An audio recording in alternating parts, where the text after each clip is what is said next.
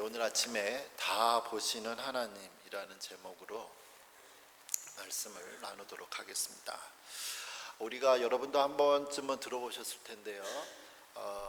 우리가 기독교를 전파하기 위해서, 우리가 기독교를 효과적으로 전파하기 위해서는 기독교인들이 성공해야 된다, 잘 되어야 된다 라는 이야기를 아마 한 번쯤은 들어보셨을 겁니다. 저도 아이들이 셋이 있지만 저희의 세 자녀들이, 그리고 또 우리 교회를 다니는 대학생들이나 또 우리 타지에 있는 우리 교회 자녀들이 다 잘 되기를 정말 바라고 있습니다. 저는 또 우리 교회 분들이 하시는 일들이요 정말 잘 되기를 간절히 바라고 있습니다. 하지만 기독교인이 잘 되고 성공을 해야 전도하기가 쉽고, 또 기독교가 성장한다는 것은 잘못된 생각입니다. 왜냐하면 기독교가 가장 순수했었던 신약 성경 시대에 기독교인들은 가난했고 핍박을 받아서 도망을 다녀야 했거든요. 물론 저는 기독교인들이 이 사회에서 또 모든 걸 다 양보하고 가난하고 힘없이 패배자처럼 살자고 이걸 말한 건 아니다. 기독교인들이 성공해야 전도가 잘 된다는 잘못된 생각은 기독교를 성공과 번영을 추구하는 종교로 만들 수 있기 때문입니다. 그렇다면 기독교와 무당은 다른 게 없죠. 더구나 하나님을 잘 믿지만 일이 잘 풀리지 않고 고생하는 분들도 사실 많이 있습니다. 오히려 하나님을 믿지 않고 자기 마음대로 사는 사람들이 잘 되는 경우가 더 많은 것 같아요. 하나님 없이 성공하는 사람들은 이 세상의 기준으로 성공하지 않은 하나님의 사람들을 비웃기도 하고 그렇습니다. 특별히 오늘 설교 본문 시편 내용이 사실 다 그런 내용이죠. 시편 4절과 5절에 이렇게 말합니다. 악인은 그의 교만한 얼굴로 말하기를 여호와께서 나를 감찰하지 아니하신다, 하나님 나 안 보신다 하며 그의 모든 사상에 하나님이 없다 하나이다. 그래서 난 하나님 없이 살 거야 라고 하죠. 5절에 그의 길은 언제든지 견고하고 하는 일마다 잘 되는 거예요. 주의 심판은 높아서 그에게 미치지 못하고, 하나님은 아무것도 안 하고요. 그는 그의 모든 대적을 멸시한다. 하나님 없이 사는 사람들이 하나님 있이 사는 사람들을 멸시하는 거예요. 이처럼 하나님께서 자기를 돌보시지 않는다고 이 사람들 생각하고 거짓과 협박을 서슴없이 하고 있습니다. 이렇게 하나님 없이 수단과 방법을 가리지 않고 성공하는 사람들 때문에 괴로워하는 사람들이 있죠. 하나님의 사람들입니다. 할 수 있는 건 뭐예요? 기도밖에 없어요. 그래서 오늘 시편 12절 13절에서 이렇게 기도합니다. 여호와여 일어나소서, 하나님이여 손을 두소서, 가난한 자들을 잊지 마옵소서. 어찌하여 악인이 하나님을 멸시하며 그의 마음에 이르기를 주는 감찰하지 아니하리라 하나이까. 이렇게 고통 중에 있는 하나님의 사람들이 기도를 하면 하나님께서 정의를 빨리빨리 실천해 주시면 좋은데 현실은 그렇지 않습니다. 그렇다면 과연 하나님은 이 세상을 창조하시고 그 외에는 사람들이 이제 너네들이 알아서 살아라, 어떻게 살든지 상관없이 계시는 분인가? 그렇지 않죠. 계속 시편 14절은 이렇게 말씀합니다. 주께서는 보셨나이다. 오늘 설교 제목이죠. 주께서는 보셨나이다. 주는 재앙과 원한을 감찰하시고 주의 손으로 갚으려 하시오니 외로운 자가 주를 의지하나이다. 주는 벌써부터 고아를 도우시는 이시니이다. 하나님은 악인들이 행하는 것을 다 보셨고 아무런 도움을 받을 수 없는 이런 고아와 같은 사람들도 다 도와주신다고 말해요. 창세기 13장에 유명한 사건이 있습니다. 창세기 13장을 보면 아브라함이나 그의 조카 롯이 이 제한된 풀밭에서 제한된 평지 땅에서 양과 소를 먹여요. 염소를 먹이는데 이제 풀밭이 모자랍니다. 양들이 너무 염소들이 너무 커가니까. 그래서 그들의 하인들이 더 많은 땅을 차지하고자 싸우지요. 지금 여기서 아브라함은 최소 75세 넘었고요. 조카 롯은 훨씬 젊습니다. 그렇다면 누가 먼저 좋은 땅을 차지할 자격이 있을까요? 연장자, 장유유사라는데 아브라함이 먼저 해야겠죠. 하지만 아브라함은 그렇게 하지 않습니다. 창세기 13장 17절과 9절을 이렇게 제가 읽어보겠습니다. 그러므로 아브라함의 각축의 목자와 롯의 각축의 목자가 서로 다투고 또 가나안 사람 브리스 사람도 그 땅에 거주하였는지라. 아브라함이 롯에게 이르되 우리는 한 친족이라. 나나 너나 내 목자나 너의 목자가 우리가 서로 다투지 말자. 9절에 내 앞에 온 땅에 있지 않냐. 나를 떠나가라. 너가 좌하면 나는 우하고 너가 우측으로 가면 나는 왼쪽으로 가겠다고 말을 해요. 아브라함은 조카 롯에게 먼저 선택하라고 했어요. 너가 먼저 선택해라. 아브라함은 자신이 좋은 땅을 선택할 수 있었는데도 왜 조카 롯에게 선택권을 양보했을까요? 7절에 그게 핵심입니다. 7절과 8절에 유유가 있는 거예요. 8절에 둘이가 다투는 게 좋지가 않다 그래요. 한 형제니까, 한 가족인데 얘기하면서 뭐라고 얘기하냐면, 지금 이 아브라함과 롯이 살고 있는 땅은 본래 그들의 고향 땅이 아니죠. 오늘날 이라크 땅이 아니고 오늘 이스라엘 땅이란 말이에요. 이들은 하나님이 가라고 하는 곳을 따라 이동하며 가축을 먹이고 사는 이 유목민처럼 살았습니다. 그런데 7절에 보니까 끝에 부분에 막 다투고 있는데 그 주변에 가나안 사람과 브리스 사람도 함께 있는 거예요. 하나님을 모르는 사람이 지금 이웃에 다 있어요. 하나님을 믿는 사람은 아브라함과 롯밖에 없어요. 근데 이 지금 땅 분쟁을 주변에 하나님을 모르는 사람들이 다 보았지요. 아브라함과 롯이 어떻게 해결할지를 지금 다 쳐다보고 있는 중이에요.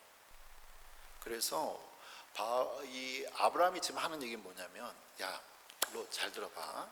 지금 주변에 하나님을 모르는 사람이 다 있는데 여기서 하나님을 믿는 사람은 너랑 나밖에 없다.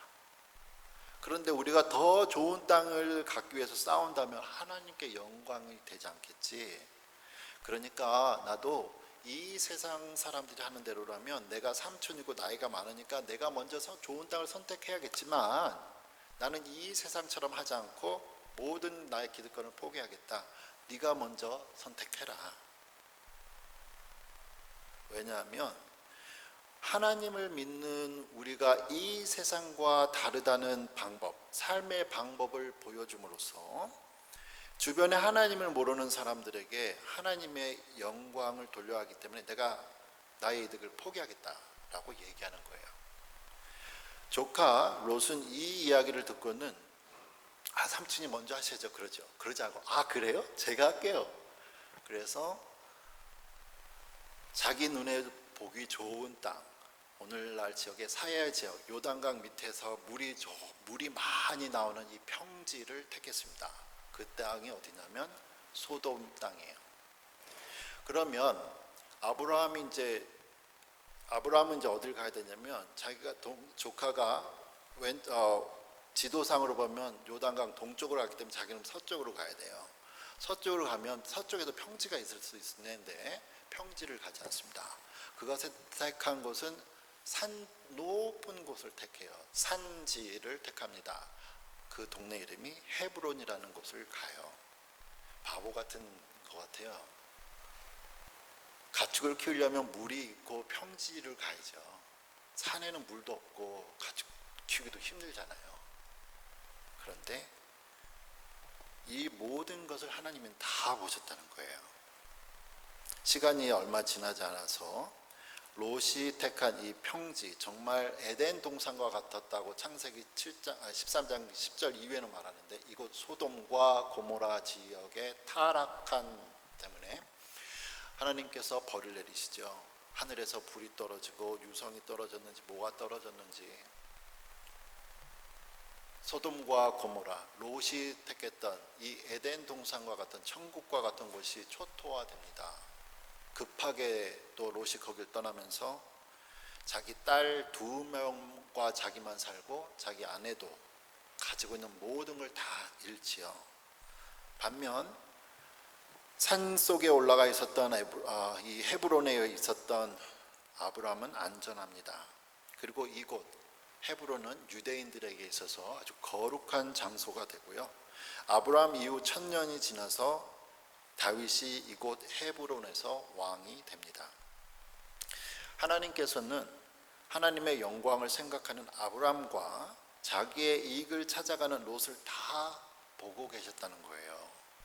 아무런 말씀 없이 그냥 바라만 보고 계시는 것 같았는데, 하나님은 지금 당장은 손해를 보는 것 같아도 하나님의 영광을 위해서 생각했던 아브라함을 기억하시고 도와주셨습니다. 여러분, 우리는 어떤가요? 우리가 일을 해야 될 때 정말 수단과 방법을 가리지 않고 우리가 하는가? 내가 그 행동을 했을 때 나를 바라보는 주변의 사람들, 하나님의 사람들이 있을 텐데, 그 사람들이 내가 하는 그 수단과 방법을 가리지 않는 그걸 보고서 야, 기독교인들은 저렇게 하는구나 하고 하나님께 영광을 돌릴까요? 아브라함이 자기가 하고 싶은 대로 하지 않고 주변에 하나님을 모르고 믿지 않는 사람들 때문에 모든 것을 다 포기해야 되는데, 우리가 그래야 되지 않겠는가? 그러면 하나님의 영광을 위해 모든 것을 포기한 여러분을, 우리를 다 보신 하나님께서 분명히 더 좋은 것으로 우리를 만족하게 하실 겁니다. 하나님은 지금 당장 하나님의 사람들의 기도에 응답하지 않는 것 같아도 반드시 하나님의 자녀를 돌보신다는 거예요. 근데 이게 문제가 뭐냐면, 창세기에서 아브라함이나 이 롯의 경우는 결과가, 안 좋은 결과가 나타나는 게 금방 사실 났거든요. 근데 일반적으로는 이게 하나님의 응답을 빨리빨리 안 한다는 게 문제예요. 그래서 기도하는 사람이 답답하지, 하나님 언제 응답하시나? 다윗 왕 이후에 이제 왕조가 생기면서 이스라엘에는 많은 왕들이 있었습니다. 하지만 이러한 왕들은 하나님의 말씀을 따르기보다는 자신들의 욕심을 따라 살지요. 또한 이스라엘 주변에 하나님을 믿지 않은 수많은 강대국들이 있었습니다. 이 강대국들이, 하나님을 믿지 않는 강대국들이 하나님을 섬긴다는 이스라엘을, 유대민족을 엄청나게 또 공격해 오죠. 많은 사람들이 하나님이 없는 것처럼 살았고 하나님의 정의는 보이지 않는 듯 했습니다. 이러한 상황에서 하나님께서 많은 선지자들을 구약 성경에서 보내요. 우리는 선지자라고 하면 앞으로 장래에 일어날 미래의 일들을 하나님께서 이야기하도록 보냈다고 생각하시는데, 구약 성경에 나타난 대부분의 성경의 선지자들은 당시 사회의 부조리와 정의, 공의가 깨어진 것을 대신 하나님께서 그들의 입술에 말을 하게 해서 정의롭게 살아라, 하나님 영광 돌리면서 살아라, 바른 생활하라고 외쳤습니다. 아쉽게도 사람들이 하나님의 말씀을 무시하고 또 잘 사는 거예요. 선지자들도 답답하죠. 많은 선지자들이 언제 하나님께서 하나님의 공의를 이루실지 몰라서 그들의 답답한 마음을 또 하나님께 기도했습니다. 한 예로 하박국 선지자의 기도를 보겠습니다. 이렇게 하박국 1장 2절과 4절에 외쳐요. 여호와여, 내가 부르짖어도 주께서 듣지 아니하시니 어느 때까지이리까? 내가 강포로 말미암아, 바이런스로 말미암아 외쳐도 주께서 구원하지 아니하시나이다. 어찌하여 내게 죄악을 보게 하시며 패역을 눈으로 보게 하시나이까. 겁탈과 강포가 내 앞에 있고 변론과 분쟁이 일어났나이다. 이러므로 율법이 해이하고 정의가 전혀 시행되지 못하오니 이는 악인이 의인을 에워싸므로 정의가 굽게 행하여짐이니이다. 하박국 선지자가 하는 말은 뭐예요? 자기가 하나님의 말씀을 대신 전파했잖아요. 여러분 그렇게 살면 안 됩니다. 바르게 살아야 됩니다. 하나님께 영광 돌리는 삶을 살아야 됩니다 라고 한참 얘기했는데 사람들이 얘기를 안 들어요. 아무리 듣지도 않는데 더 문제는 하나님께서도 아무것도 안 하시니까 이 사람들이 자기가 하고 싶은 대로 다 하고 살죠. 그래서 아무런 의미가 없는 거예요. 율법이 외쳐도 듣지도 않고 하나님의 정의는 뭐 일어나는 것 같지도 않고, 그렇게 답답한 마음을 하박국 1장 시작하자마자 토로하고 있는 거죠. 하나님 왜 응답을 안 하세요? 왜 저렇게 말 안 듣는 사람 징벌을 하지 않습니까? 빨리빨리 해야 공권력이 살아있어야 나라가 무서운 걸 아는 것처럼 뭘 하셔야죠 하나님 하고 답답해야 하는 거예요. 하나님께서는 왜 빨리빨리 악한 사람들을 벌하지 않으셨을까요? 예수님도 2000년 전에 하시는 말씀이 내가 곧 다시 오리라고 하셨어요. 그때는 심판하러 오신다고 말씀하셨어요. 하지만 2000년이 지나도 예수님이 오시질 않으셨네요. 그러는 사이에 많은 사람들이 예수님이 오지 않는다고 생각하며 마치 하나님 없는 사람처럼 마음대로 살았고 살아가고 있습니다. 정말 예수님은 다시 오시기나 하는 걸까? 정말 하나님은 이 세상을 악을 보시기는 하는 걸까요? 왜 하나님의 심판이 늦고 예수님께서 다시 심판주로 오시는 것이 늦어진 이유가 뭘까요? 신약성경 베드로후서 3장 8절과 10절에 이렇게 말씀합니다. 사랑하는 자들아, 주께는 하루가 1000년 같고 1000년이 하루 같다는 이 한 가지를 잊지 말라. 주의 약속은 어떤 이들이 더디다고 생각하는 것 같이 더딘 것이 아니라 오직 주께서는 너희를 대하여 오래 참으사 아무도 멸망하지 아니하고 다 회개하기에 이르기를 원하시느니라. 그러나 주의 날이 도둑같이 오리니 그날에는 하늘이 큰 소리로 떠나가고 물질이 뜨거운 불에 풀어지고 땅과 그 중에 있는 모든 일이 드러나리로다. 하나님께서 하나님의 심판을 늦추시는 이유 있죠. 9절에서 말한 것처럼 한 사람이라도 더 구원하시기 위한 하나님의 사랑입니다. 하나님은 사람들을 심판하시는 것이 목적이 아니고 구원하시려는 것이 목적이라는 거죠. 그렇다면 이렇게 늦춰지는 하나님의 심판의 시간을 살아가고 있는 우리는 어떻게 살아가며 그 심판을 기다려야 되는가?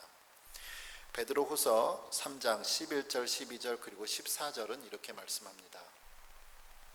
이 모든 것이 이렇게 풀어지리니 너희가 어떠한 사람이 되어야 마땅하냐? 거룩한 행실과 경건함으로 하나님의 날이 임하기를 바라고 간절히 사모하라. 그러므로 사랑하는 자들아, 너희가 이것을 바라보나니 주 앞에서 점도 없고 흠도 없이 평강 가운데 나타나기를 힘쓰라. 성경은 66개의 책으로 되어 있습니다.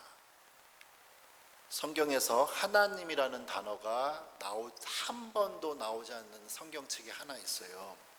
바로 에스더입니다. 에스더. 이 책에서 포로로 잡혀간 유대인들을 죽이려는 계략이 나타나죠. 이제 유대인들은 꼼짝없이 다 죽게 되었습니다. 하지만 이 책에 한 번도 거론이 되지 않는 이 하나님은 모든 것을 다 보고 계셨습니다. 하나님은 사람들 속에서 유대인들을 구원하시는 일을 하나하나 진행해 나가요. 에스더 여왕과 유대인들이 할 수 있는 것은 하나님께서 그들을 구원해 달라고 금식하며 하나님의 백성으로 의롭게 살아가는 것뿐이었습니다. 그러는 사이 모든 것을 다 보신 하나님은 모든 상황을 다 바꾸시고 유대인을 살리시지요. 사랑하는 성도 여러분, 우리는 수단과 방법을 가리지 않고 성공하려는 무한 경쟁 속에 살고 있습니다. 교회에서도 신앙인들도 이렇게 안 하면 큰일 날 것 같으니까 다 따라한단 말이에요. 우리도 이 세상의 방법을 따라가고 싶어하는 유혹이 있습니다. 하나님은 다 보고 계시는 거죠. 우리가 세상의 방법을 하고 싶고 힘들어할 때 유혹받을 힘들어하는 마음도 다 아시고, 그렇지만 그러한 유혹이 있을수록 우리는 더욱 하나님을 의지하며 하나님께 영광을 돌리는 방법으로 살기를 원합니다. 우리가 시간이 걸리더라도 하나님의 영광을 위해 천천히 가는 것 같아도 우리의 마음의 동기를 다 보신 하나님께서 우리에게 큰 기쁨을 주시는 복된 삶 되시기를 축원합니다.